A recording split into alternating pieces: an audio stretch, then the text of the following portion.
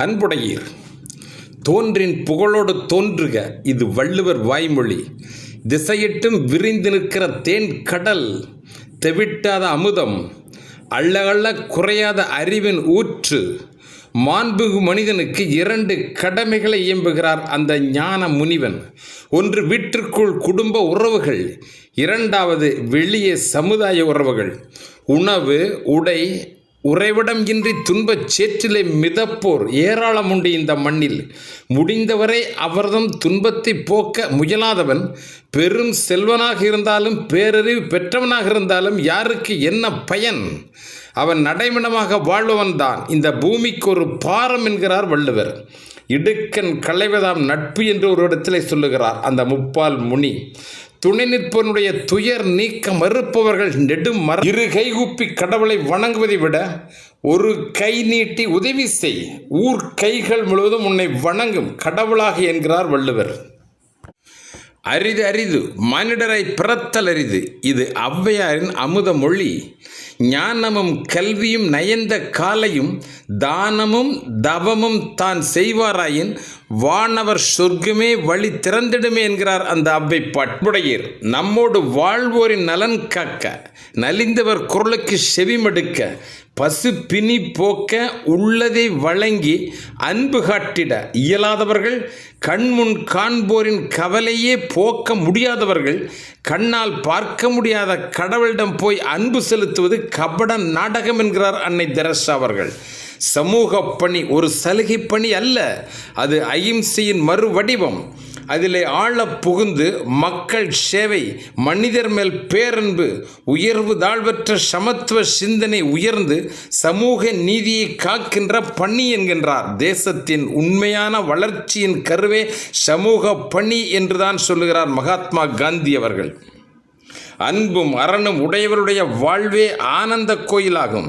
திருக்குறள் நூலும் கூறுகிறது, தமிழ் மறையாவும் பாடுகிறது. அன்பு கொண்ட உள்ளமும் அடுத்தவர் கண்ணீரை துடைக்க நீளுகின்ற கரங்களும் என்றும் இறைவன் வாழுகின்ற ஆலயம் என்கின்றார் முத்தமிழ் ஞானி வள்ளுவர். அப்துல் கலாம். நாம் வாழும் வரை நம்மை யாரும் வெறுக்கக்கூடாது, வாழ்ந்து முடிந்த பின்பு நம்மை யாரும் மறக்கக்கூடாது. அதுதான் உண்மையான வாழ்க்கையின் வெற்றி என்கிறார் அணு விஞ்ஞானி அப்துல் கலாம்.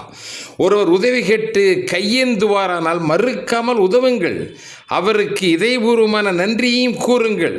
உங்களிடம் உதவி கேட்டு நீங்கள் ஒரு புண்ணிய காரியத்தை செய்திட உங்களுக்கு அவர் ஒரு வாய்ப்பினை கொடுத்திருக்கிறார் அல்லவா? இது ராமகிருஷ்ண பரமஹம்சனுடைய கூற்று. சின்னிபாளையம் ஊராட்சியில் தேசிய நெடுஞ்சாலையில் பாதையை கடக்க யூட்டேன் முறையா அல்லது சிக்னல் முறையா? இன்னும் பல பேரிடம் ஒரு பட்டிமன்றம் நின்று கொண்டிருக்கிறது. கடந்த டிசம்பர் 16ஆம் தேதி இரவு நேர் பாதையில் செல்ல வேண்டிய வாகனம் ஒன்று கான்கிரீட் தடுப்புக்கல்லில் மோதியதால் 2 தடுப்பு கற்கள் நடுரோட்டில் நங்கூரமிட்டு அமர்ந்து விட்டன. மோதிய வண்டிக்கு என்ன நடந்தது தகவல் கிடைக்கவில்லை. பழு தூக்கி வரவழைக்கப்பட்டது. தடுப்பு கற்கள் தன் சொந்த இடம் போய் சேர்ந்தன. மிக வேகம், மிக மிக அபாயம் என்பதை மக்கள் இன்னும் உணரவில்லை. இன்னும் வாகன நடத்தர்களுக்கு விழிப்பும் எச்சரிக்கையும் நிறையவே தேவைப்படுகிறது. நாட்கள் கடத்துவது நன்றல்ல என்பதை உணர்ந்து யூட்டேன் எச்சரிக்கை போர்டுகள் வரவழைக்கப்பட்டது.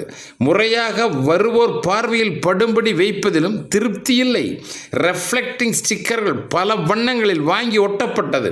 50 மீட்டர் தூரத்திற்கு அப்பால் வருவோருக்கும் கூட தெளிவாக பிரதிபலிக்கும் வகையில் சிவப்பு, மஞ்சள், வெண்ணிற ஸ்டிக்கர்கள் கண்களில் பளிச்சென்று தெரிந்து பிரதிபலிக்கின்ற வகையில் ஒட்டப்பட்டது. பாதையிலே ஆங்காங்கே ஏராளமான போக்குவரத்து விதிகள் பற்றிய அறிவிப்புகளை காவல்துறையினர் தொடர்ந்து வைத்து கொண்டுதான் வருகிறார்கள். கண்ணால் பார்த்தவுடன் ஓட்டுநர் கரங்கள் அதற்கு அடிபணிய வேண்டாமா? மேம்பாலத்திலே 30 கிலோமீட்டர் வேகம், நகருக்கு வெளியே கிராமப்புறங்களுக்கு வருவது மட்டும்தான் 42 கிலோமீட்டர் வேகம் என்று அனுமதிக்கப்படுகிறது. ஆனால் 100க்கு 90 பேர் விதி மீறலைத்தான் செய்கிறார்கள். விபத்தில் சிக்கிய பின்பு வேதனைப்படுவதில் என்ன பயன்? மக்களாக பார்த்து பாதையிலே கவனமாக செல்லாவிட்டால் விபத்துகளை ஒரு காலம் தவிர்க்க முடியாது. நமது ஊரின் சிறப்பான தன்மைகளை கண்டு மக்களின் பாதுகாப்பை அதி முக்கியம் என உணர்ந்து வேண்டியதை வேண்டியபடியே அவ்வப்பொழுது நிறைவேற்றி தந்த போக்குவரத்து காவல்துறைக்கு நாம் நன்றியை தெரிவிப்போம். யூட்ரேன் அமைக்கவும் யூட்ரேன் விழிப்புணர்வு போர்டுகளை ஏற்பாடு செய்து வைக்கவும் உடனிருந்து உதவிய போக்குவரத்து துணை ஆய்வாளர் திரு கார்த்தியன் அவர்களுக்கும் சில ஆயிரங்களை செலவு செய்து வேண்டிய ஸ்டிக்கர்களை வாங்கி பொருத்தமான இடத்தில் தானே முன்னின்று ஒட்டி ஓட்டுநர்களுக்கு முன் எச்சரிக்கையை வழங்குகின்ற வகையில் பணிபுரிந்த மதிப்புக்குரியார் மருதாசலம் அவர்களுக்கும் ஊர் மக்களின் சார்பாக மனமார்ந்த நன்றி உரித்தாக்குகின்றோம். அன்பார்ந்த பெரியோர்களை, நமது ஊராட்சியில் தூய்மைப் பணி என்பது ஒரு சவாலான காரியம்தான். ஏறக்குறைய ஒரு 17 ஆண்டுகளுக்கு முன்பு நெடுஞ்சாலையினுடைய தென்புறம் எஸ்எஸ்டி மில்லில் இருந்து இருகூர் பிரிவு வரையிலும் கழிவு நீரை அப்புறப்படுத்த குழாய் பதிக்கப்பட்டது. சொந்த செலவிலேயே அமைப்பது, தொடர்ந்து பராமரிப்பது என்று குடியிருப்போர்கள் தானாக முன்வந்து வாக்களித்த காரணத்தினால் குழாய் பதிப்பதற்கு அனுமதி வழங்கப்பட்டது.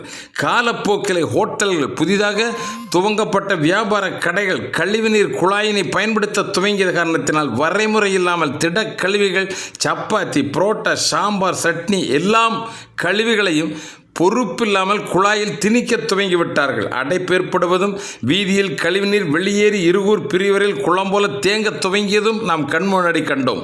பாதை குழி விழுந்து பழுதானதால் சில விபத்துகளையும் கூட சந்திக்க வேண்டியதாயிற்று. கழிவுநீர் மட்டுமே செல்ல வேண்டிய குழாயில் திட கசடுகளையும் போடுவது தவறு என்று பலரும் உணர்வலை என்பதுதான் வருத்தத்திற்குரியது. இதற்கான தீர்வு திறந்தவெளி சாக்கடை கால்வாய் அமைப்பதுதான் என்றாலும் போதிய இடம் இல்லாததால் 7 குடிநீர் குழாய்கள், ஹெவி வோல்ட் மின் கேபிள்கள் எல்லாம் அங்கு பதிக்கப்பட்டிருக்கிற காரணத்தினால் கழிவு நீரை அகற்ற குழாய்தான் சாத்தியப்பட்டது. பயனாளிகள் செய்கின்ற சிற்சில தவறுகளால் மாத கணக்கில் கழிவுநீர் வெளியேறி தனக்கென ஒரு வாய்க்காலை ஏற்படுத்தி கொண்டு சுகாதார சீர்கேடுகளை உருவாக்குவதை நாம் பார்த்தோம். சமூக வலைத்தளங்கள், வாட்ஸ்அப்புகள், இன்னும் எஸ்எம்எஸ்களில் படம் காட்டி கேள்வி கேட்கின்ற பயனற்ற பணியை காட்டிலும் பிரச்சனைக்கு தீர்வு காண ஆக்கப்பூர்வமான உதவிகளை செயல்படுத்த நீளுகின்ற கரங்களே வணக்கத்திற்குரியவையாகும். குடிநீர் பணியாளர்கள், பிளம்பர் நெப்போலியன் குழுவும் டிராக்டர் உரிமையாளர் அன்பிற்குரிய பழனிசாமியுடைய உதவியும் கேட்டவுடனே கிடைக்கப்பெற்றதால் செங்கலோடு கிராவல் மண் வரவழைக்கப்பட்டது. பாதை தற்காலிகமாக சீரமைக்கப்பட்டது. 3 நாட்கள் தொடர்ந்து பணி செய்து கழிவுநீர் குழாயும் பழுதுவாக்கப்பட்டது. தெருவிலே வழிகிற வாய்க்காலுக்கு ஓய்வு கொடுக்கப்பட்டது. இத்தனையும் தற்காலிகமானதான். திடக்கழிவுகளை குழாயில் திணிக்காமல் மக்கள் ஒத்துழைப்பு தருவார்களேயானால் சுகாதாரம் காப்பதும் டெங்கு, மலேரியா, வயிற்றுப்போக்கு போன்ற நோய்கள் நம்மை நெருங்காமல் பாதுகாப்பாகவும் இருக்க முடியும். மக்கள் ஒத்துழைப்பு தருவார்களா? யார் எக்கேடு கட்டால் நமக்கென்ன கவலையில் பழைய தவறுகளையே தொடர்ந்து செய்வார்களா? இது நம் முன்னாடி இருக்கிற பிரதானமான கேள்வி.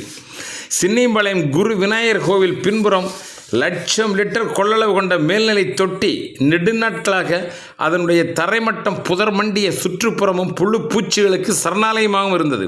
பச்சை பாம்பு மரம் விட்டு மரம் பறக்கிற காட்சியை கூட கண்டதாக கூட பக்கத்து வாழ் மக்களின் தகவல். ஊராட்சி நிர்வாகத்திற்கு படத்தோடு புகார் அனுப்பியதாக அறிவிப்பு. குடிநீர் மேல்நிலை தொட்டி நம்முடையது. சுகாதாரம் பாதுகாப்பதும் நமக்குள்ள கடமைதானே.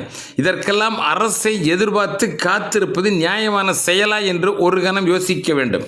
தூய்மை பணியாளர் அம்பாதாஸ் குழு உட்பட பிளம்பர் குடிநீர் பணியாளருடைய உதவியோடு புதர்கள் அப்புறப்படுத்தப்பட்டது. சில மணி நேரம் மேல்நிலை தொட்டியின் கீழ்த்தளம் தூய்மையாகிவிட்டது. மக்களுக்கு அச்சம் நீங்கியது.